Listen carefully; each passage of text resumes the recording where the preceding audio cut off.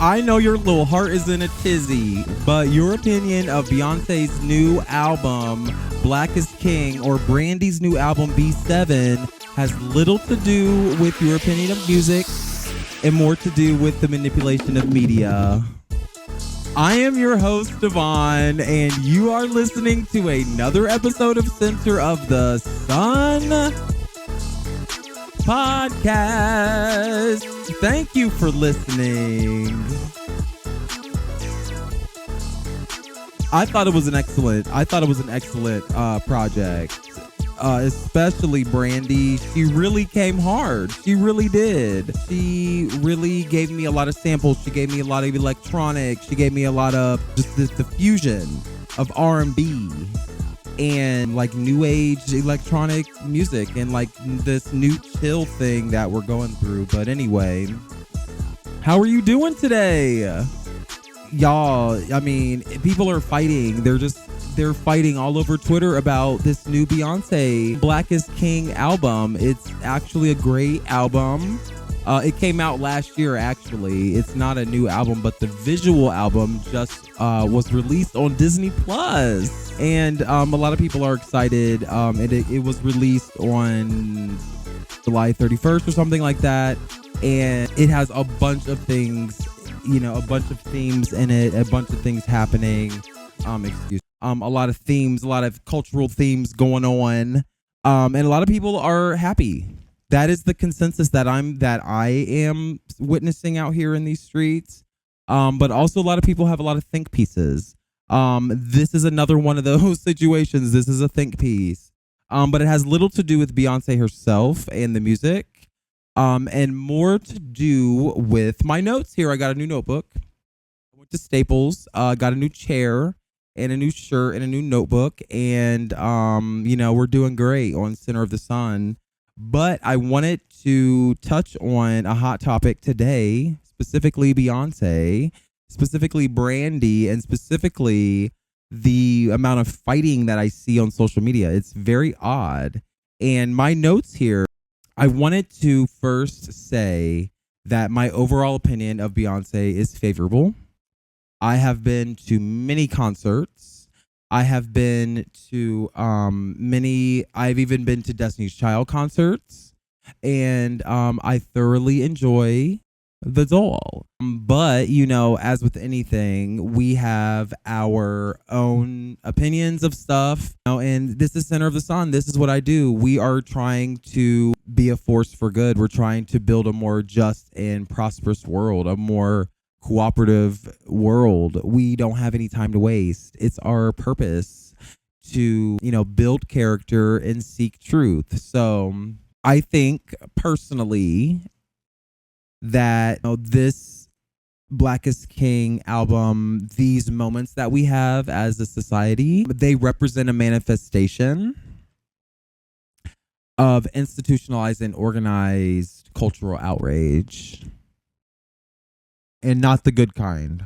Like, there is this weird matrix that we live in. There are these templates. There are these ideas. There are these dogmas that we live under that we seem to just keep repeating over and over and over and over again. And it's very unfortunate because the children suffer. Black is King for me, unfortunately, because it was so divisive in the way that it just created more of like infighting than anything, because like I literally watched the Kids Bop version of Spirit today and I cried. When it was over, like those little white children were like, they were getting it. And maybe it's just me because I have a singing choir background or whatever it is, but I don't really take issue with this kind of like mainstream release of cultural themes that originate in Africa. So cultural outrage, the bottom line that I'm trying to say is that cultural outrage is routine. And there are various reasons why that is. We are used to it. We love it. We eat it up. We go, to the internet for it. We read about it in books. We talk to our friends about it. And media and politics are incentivized to encourage us to fight, especially somebody like Beyonce or somebody like Disney or Disney Plus that creates these kind of media moments. They want us to talk about it. So surprise, you're being manipulated. It's not all bad, but also all money is not good money. So I need you to be paying attention to where you're allowing money to be made on your behalf. So I wanted to point you to my notes here. I got a new notebook. I'm so happy. But I watched some videos and stuff, some history videos on YouTube today, and specifically authors Kevin Cruz and Julian Salazar. They are historians, and they talked to Soledad O'Brien. Soledad O'Brien, she's always on like CNN and stuff, but she has her own like media shit going on. And they talk about a new book that they wrote about media and stuff like that. And I'm going to like try to summarize it here for you a little bit, but they assert that this entire, these ideas of us like having disagreements and like not giving a fuck and like Donald Trump and like all this kind of stuff, all of this stuff is not just happen chance. It is the manufacturing of many years and many people like Roger Stone.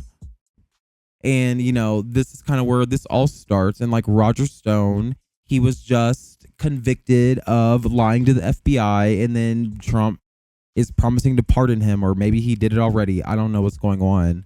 But it's these kind of people like Roger Stone who believe that it's okay, or it's like a political strategy to manipulate people's attention like this. So in 1974, probably before Beyonce was even thought of. So I'm like, how is this Beyonce's fault? I don't know. It's more so Richard Nixon's fault, and it's ironic because the same law that Trump was impeached for is the same law that Richard Nixon signed after he was got in trouble for, once he got in trouble for the Watergate scandal in 1974. So but before that, 1972, let's start there. Okay. It was a rainy day in November 1972, and Richard Nixon, he brought his dumb ass, he put on his cologne, he put on his cufflinks, he was ready to go because he was elected, president of the United States of these here United States of America. You know, right after that, abortion was legalized. Roe v. Wade happened right after that in 1973. The Supreme Court basically set the precedent that it was legal for women to seek abortions in the United States. And it changed the landscape of everything.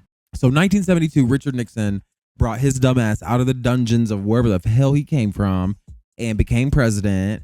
And then in 1973, women, you know, were allowed to, you know, make more choices about their bodies and about like, you know, who they bring into this world and this and that.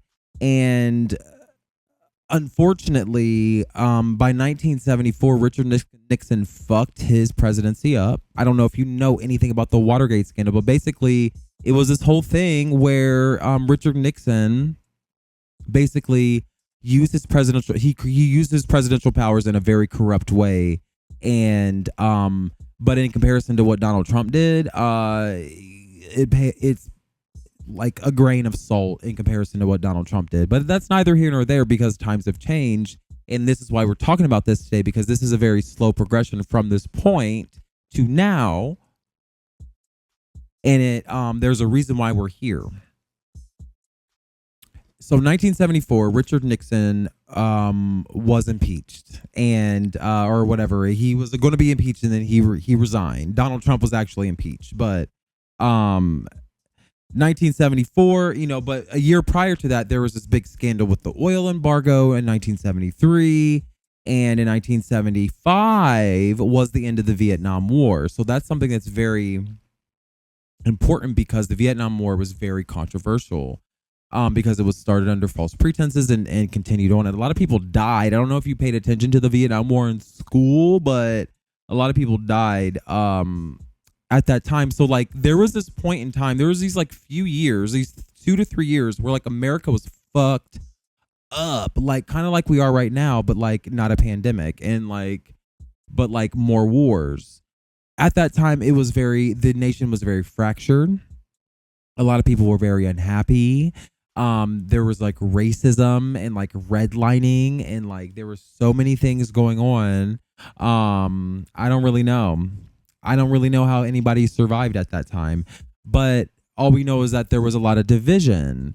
And that wasn't new at that time. Like you would think that like America, like just became a country or something because of the way that we fight, but no, we've always had these problems and it's the essence of our being. It's the essence of our nation.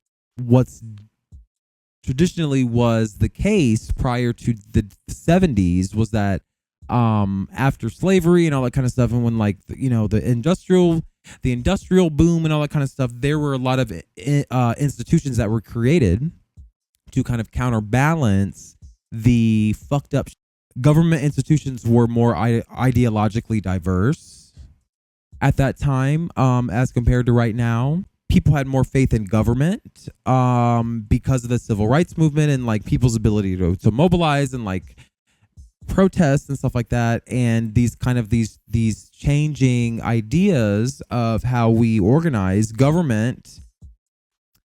At that time, it was believed that government did work in a lot more efficient ways than it does now. And than it had done before or had worked before. In the economy, a lot of people would agree at that time the economy worked for people at that time. So we say the economy worked for people not because it was like, oh, like capitalism, like the taxes and stuff like that. That was all very important. But also you have to remember that there were a lot more unions. There was a lot more organizing at that time because people really found community in labor unions and lifting up people through the organization of, ideas and stuff like that. So mainstream media also was a lot different at that time. So the way ideas moved around and, the way that people responded to things was a lot different and a lot slower. There were a lot fewer big networks. So in order to be a big network, you had to basically be a part of the government. You had to agree to be fair and like report the news and like CBS and stuff. Like the reason why CBS and those places exist is because they agree to a certain set of government rules. And major newspapers and major media companies at that time, as fucked up as the times were, at least they agreed on a set of facts. And that is something that was very unique at the time because it's like now we just kind of throw that shit out the window. I don't understand why. And these forces of government institutions and ideological diversity, they tended to balance the social divisions at the time. And that is why people think about making America great again, is because there was a time where people got along because it was like a part of the social construction at the time. And people were more comfortable in institutions. People wanted to be a part of institutions. It was more comfortable. Like we didn't, because it was just like more widely acceptable to be a part of an institution. It was widely acceptable to be a part of a labor movement or a protest or something. Like now people are a little bit more individual. They're a little bit more reserved, and people negotiated more. People helped each other out more. You know this because old people do that shit too, still to this day. And even though the lives of people of color, specifically black people and Latino people, whoever, they did find community within labor unions and within themselves. People did cooperate a little bit more at that time, like Martin Luther King and like Malcolm X and stuff. Like people really think that integration, the integration of schools and stuff, like because it eroded the camaraderie of people and groups of people, they kind of like second guess, like, oh, maybe we should not have segregated the schools, or maybe we should continue redlining because it really didn't like help nobody anyway. I don't really particularly believe that, but whatever. I don't really know. That is why I'm telling this. That's why I wanted to tell the history. I wanted to talk about Black is King, but I wanted to kind of like give context as to why we just feel like we have to have a fucking opinion of everything, and there's a reason why. So it's not to try to create a sense of nostalgia, but I wanted to just kind of pose a few questions. And I don't know if you've ever really studied the 70s or whatever. Like, I don't really know much about the 1960s and the 1970s besides the civil rights movement and stuff like that. But how do you, and I want you to put this in the comments, like, how do you think people moved past the turmoil of the 1960s? Did they move past it? Are we better today? Like, what do you think? Put it in the comments. Also, how do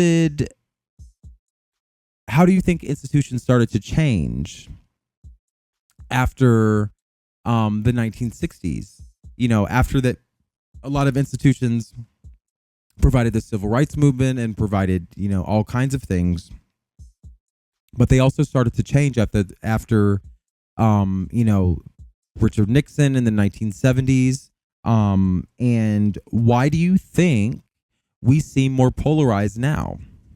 Put your answer in the comments, or email me, host@centersun21.com. But the reason why we're more polarized today, and the reason why I believe we are more polarized today, is because we do not understand our history. We do not value our history. We do not value storytelling. We do not value discourse and discussions.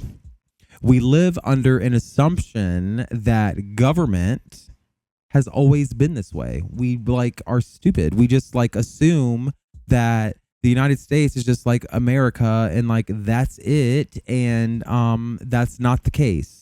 Actually, kids today, imagine somebody being born in 2001. They've been living through the Iraq War. They've been living with the internet the entire time. They've had air conditioning and power windows and things. People have been living in this ultra advanced world when a lot of people are straddling both eras. And there is a reason why our world is this way. There is a reason why we argue all over Twitter all day about whether or not Beyonce is a freaking Satanist or whatever. I don't know what the hell y'all are talking about. Y'all don't know nothing. And y'all don't know anything about your history. And that's why Center of the Sun exists. We're bridging modern science and modern information with ancient wisdom to unlock our human potential. And basically, it is imperative that we have historians and philosophers and economists and doctors and all kinds of people help us remember events, issues, moments, and circumstances that we've lived and that we've lived together, and remember all together. And we don't want to do this for the purpose of nostalgia. This is not some fucking kumbaya thing, but we want to illuminate the historical turning points so that we can fix them, in the future. History repeats itself. Well, in retrospect, it does repeat itself because we don't pay attention to the turning points that created the situations that, these men, what are their names? Kevin Cruz and Julian Salazar, they call these important causal moments. So, despite all of the ugliness and despite all of the turmoil of the 1960s and the Watergate and all that kind of stuff, we have a bold history. We have a rich history. We have an exciting history. We have a culture that we want to share, to future generations, and we don't want it to be tainted with clowns. We don't want to taint our future with this continuation of race wars and all of these kinds of things, and the criminal justice system being unjust, and us having to protest every 3 years, and having civil rights and nonprofits have to exist. These things, these battles are very valuable, and they are hard fought battles. And they are hard fought battles against deeply rooted problems that we should never forget. But it's time to move past it. It's time to like ascend to the fifth dimension. Right after Richard Nixon in Watergate, there was Gerald Ford. Everybody was like, okay, we're going to move past the issues of the 60s. Richard Nixon, he gave us a little bit of hope, but he fucked that shit up. That's okay. We're going to move on past him. We're going to scurry on along. Oh, the vice president resigned in disgrace. Let's get a House of Representatives. Like, let's get a Nancy Pelosi up in here. And that was Gerald Ford. That was Gerald Ford's dumbass. And I call him a dumbass because everybody really believed that like he was different. Everybody was like, oh my God, like he is so real. Like, the presence of the Lord is here. He's going to restore the dignity of the office. Like, basically what we're about to have Joe Biden do. We're about to have a repeat of history. And even though I'm about to vote for Joe Biden, Gerald Ford was not elected. And Gerald Ford ascended to the president, kind of by accident, and probably because he vowed to acquit Nixon, or he actually did acquit Nixon, or didn't even prosecute him, or didn't even pursue any sort of like legal anything against Nixon. And basically he spares Nixon, and everybody is pissed. Everybody in the country, they are just trying to burn down everything. Like, we're having a 2020 and 1970 with Gerald Ford. And everybody in the United States, they were like, he just betrayed us. He just like, Richard Nixon betrayed us, and then Gerald Ford brought his dumbass in here and betrayed us like twice. How dare you? How dare you? And basically, all public trust was eroded. Everybody was like, you know what? We're pissed. We're going to start innovating. We're going to ascend. We're going to ascend to 3D. Like, this was the new world order at the time. Like, everybody was pissed. And, all of the public trusts began chipping away. It began eroding. And people, they stopped trusting public institutions. And there were high levels of anger. There were high levels of outrage at that time. Gerald Ford basically fucked up everybody's, the 1960s, and then Watergate, and then the Vietnam War, and then everything. Everybody was done. Gerald Ford was done. And everybody was against the government. And not only was the government fucked up, the 70s were fucked up. There was an energy crisis. The manufacturing sector was decimated. The Rust Belt, Ohio, Michigan, all that shit decimated. Even in the 70s, Donald Trump is still talking about bringing back the Rust Belt. It was decimated in the 70s. It's gone. But the manufacturing sector was not being replaced by anything that was viable at that time. And technology, computers and cell phones, that was all very new at the time. TV was still very new. Media was in a period of transition. Nobody really knew what was going on. They didn't really know how to tell stories at the time. And media was more slanted to the investigative journalism and stuff like that, because they just got Richard Nixon. They just, talked about all of the anger that happened with Richard Nixon and with Watergate. And there was more news on TV. Radio at this time was starting to kind of like decline, and nobody really understood it. It's kind of like now. Nobody really understood the impact of what's going on until it's too late. But there were broader audiences, and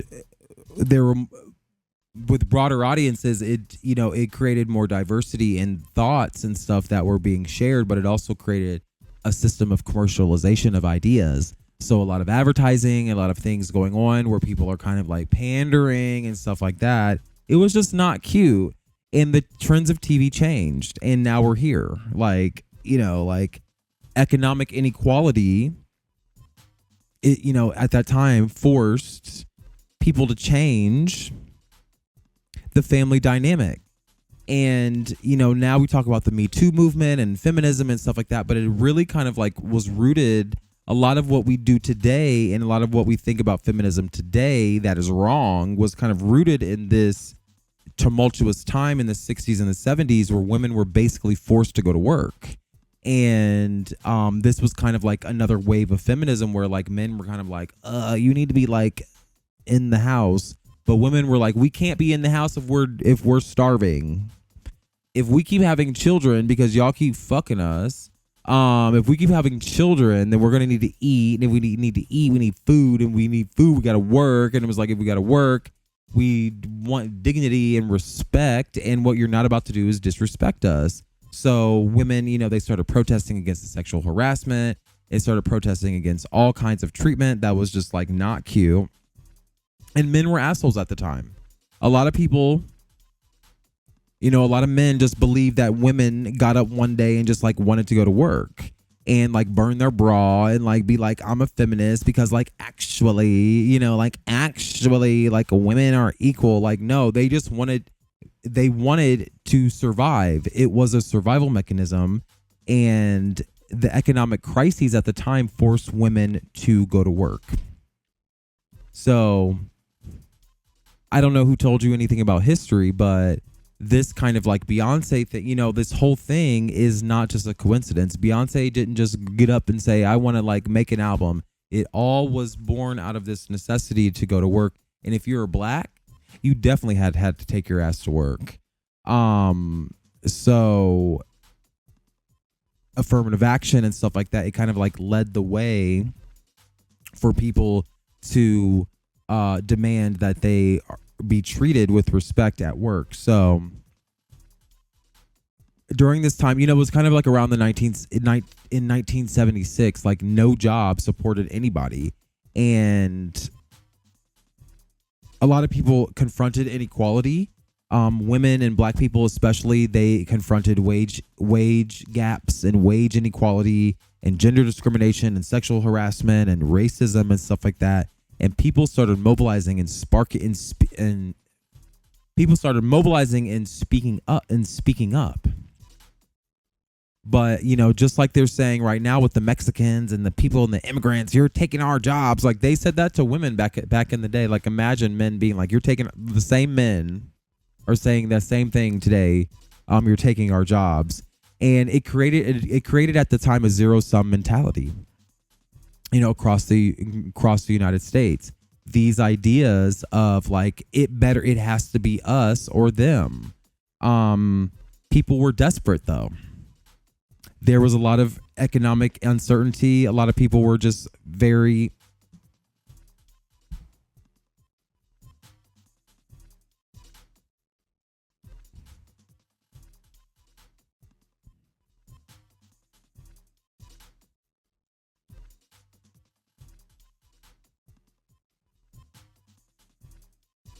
But there was a lot of economic uncertainty.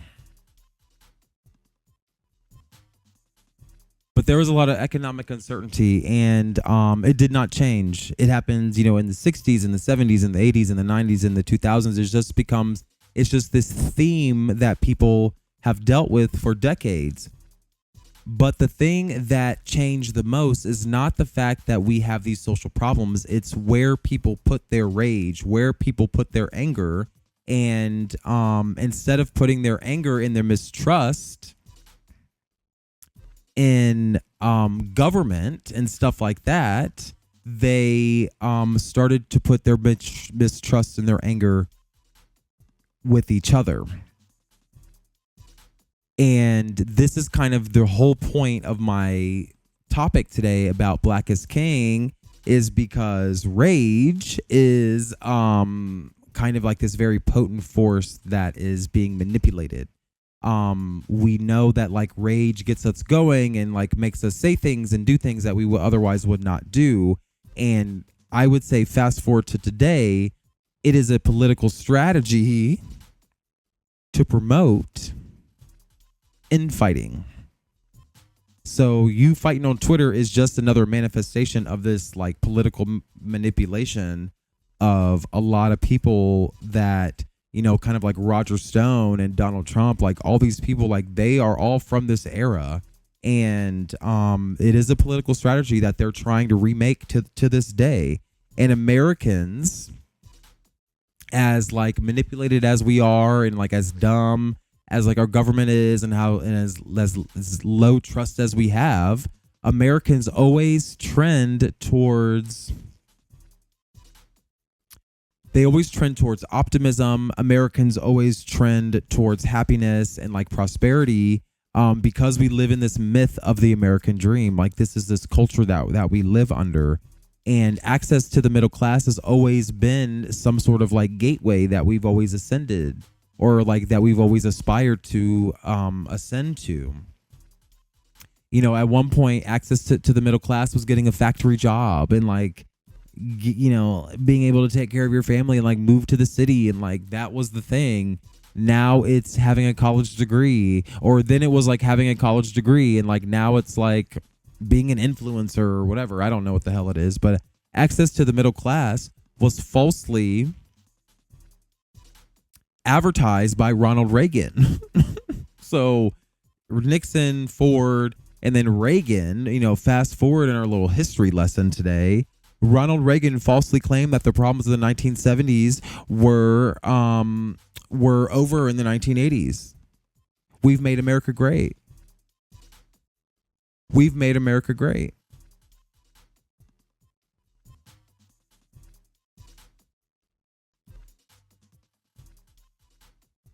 But actually what's happening is that if you look at the data, it suggests that that social issues have not changed or have not gotten better. They've actually gotten worse. The trend of inequality and racism and all that kind of stuff has actually gotten worse. So like, you know, national optimism and like trust in government and all that kind of stuff, it has been eroding ever since that. And this erosion of public trust and stuff like that is being manipulated by certain political parties and certain people in the media. And that is why it's very easy for you to be like fake news and like, oh, look at the clickbait and stuff like that, because it is a tactic. And, you know, today we're obsessed with being rich. So it's like, it's even more pervasive. It's even more annoying. And you would think that like it is, you know, a lot of people, they like to blame both sides, but it's really not. We're all neoliberals and we all kind of ascribe to the same thing. But at the end of the day, it's the conservatives, honestly. And not like the Mega McCains, not the people that like really are like hurt by the fact that like anybody criticizes a conservative, but it's the people like Roger Stone. It's the people that like really take conservatism and like really take people's goodwill and like people's ability to think and like make a good decision like based on like their like little world, and like they turn it upside down and they invert people's goodwill and good nature for their own profit. So when I talk about conservatives, I don't mean like, oh, my dad was Mega McCain, like, or my dad was John McCain, whatever the hell I'm trying to say.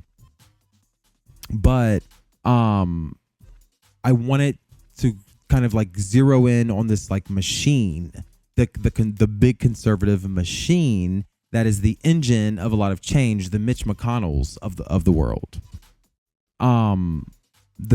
The people that push politics to the right and further to the right and keep pushing it to the right, and the people like Donald Trump that continuously ignore the traditional institutions, and then the people like Roger Stone that create these freaking media juggernauts and like use the media to manipulate and distract a lot of people and kind of like create narratives that profit them. So it's important, you know, it's really important to remember the causal moments and the ideologies in history that created the moment that we're living in right now. And that's why when we talk about conservatives, we have to be very specific, because liberals have never really gotten their shit together. Like, this is like the criticism of like being a liberal. Liberals have never really been able to get their shit together, and they've never really shaped history like the conservatives have, and like the Republicans have, and like these people that create these machines and these big ideas. So the biggest evidence of this is in media and in TV news. And cable has created more opportunities for conservatives to develop media outlets. And partisanship was at one point in time kind of like shunned, but like now it's fully embraced. And specifically, it was embraced by Ronald Reagan when they repealed the FCC fairness doctrine. So it was this doctrine that both sides have to be represented on air. If you take federal funding, you have to be represented on air. And, very quickly after that, there was the creation of conservative talk radio and like Fox News and like all of these things. Not Fox News at that time, but like this kind of like progression that's happened since then. And it was because people were allowed to be more vocal and to be more like opinionated. That whole fairness doctrine, this whole idea that like we need to represent both sides, it went out of the window, and people are allowed, were allowed to explore with more technology, and there were more satellites, and people were allowed to create radio stations and cable stations and like do all of these new technologies. And but there's also a downside to innovation. And that is the fact that we live in this capitalist society, and profit always has to be made. So revenue has to be acquired, and, advertising and stuff like that becomes the tenant of these new institutions as the old institutions begin to fade away. So fast forward, there is no filter. There is no filter. There is no news filter. There is no TV filter. I have no filter. Anger and rage are potent as fuck. We know that human emotions are very potent, and anger and rage are very easy to manipulate. And conservatives always seem to be angry. And I don't mean like the Meghan McCains of the world. I mean the Roger Stones, the people that use anger to fan the flames of division. Sean Hannity, Rush Limbaugh, they take it and they make it very serious, and they're just like, oh, they're trying to kill us, like white genocide, like blah, blah, blah. When it's like, y'all want to be oppressed so bad, y'all have a freaking multi-million-dollar media outlet, and you're talking about white genocide when you're not being killed. But on the liberal side, we have our own media juggernauts, but they're like the Colbert Report and like SNL, like these like very like funny things where it's okay, but it doesn't really get the job done. It doesn't really cut right to the white meat of motivating somebody to do something. So political parties became over time more centered around the activation of people's emotions, and when you activate people's emotions, they tend to vote. And so partisanship became very good for politicians, and private money has always become more pronounced in politics. And so like since the 1970s, we saw this emergence of single issue groups that had a lot of money to retain legislators. And, right now, Donald Trump is the manifestation of that. Putin is like this single issue group that is just like, no, you're going to do what the fuck I want. So fortunately, progress has been halted. Any progress that was being made in the 1970s has completely been washed away. We've seen the proliferation of the prison system. Like all of these things, everything's gotten worse. We've seen the prison system get worse. We've seen the weaponization of the local police. We're out here still protesting about like police brutality and stuff like that. And actually, like we want to be optimistic about the future, but everything is fucking trash. Unfortunately, people are still being segregated. Like schools are still being segregated. People are still being redlined. And, the simple solution is the creation of a public square, we need to return to a public square. because what's happening right now is that we are like in our own little bubble. We're in our own little camps. People are comfortable in their own little tribe and their own little like weird racist group or whatever it is in their own little bubble. And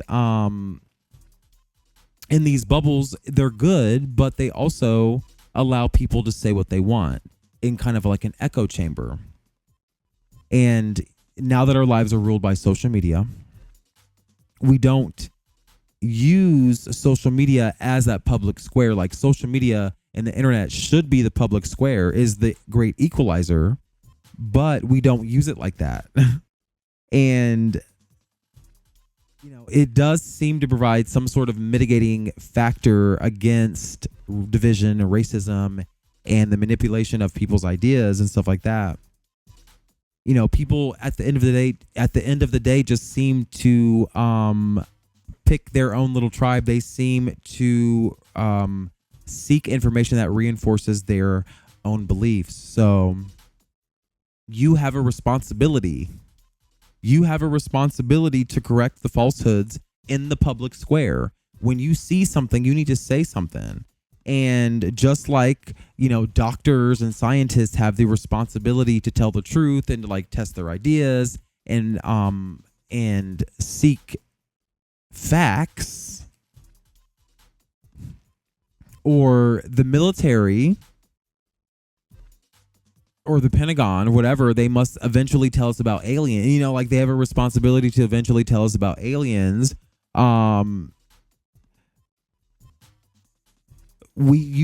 have a responsibility to correct the falsehoods in the public square. And I say that because you have a special and a natural set of expertise. So do I. And if we don't correct the record, people will assume that all of these falsehoods are true or will be ingrained in the history books. And we must say that that's wrong. We must say that that's wrong, because otherwise, if we don't speak out and we don't say it's wrong, people will continually, or eventually say that that's the truth. And we don't want people to bend the truth. We want the truth to be the truth. And, character and truth, people's character and their ability to tell the truth, rather, has led people to mistrust more than government.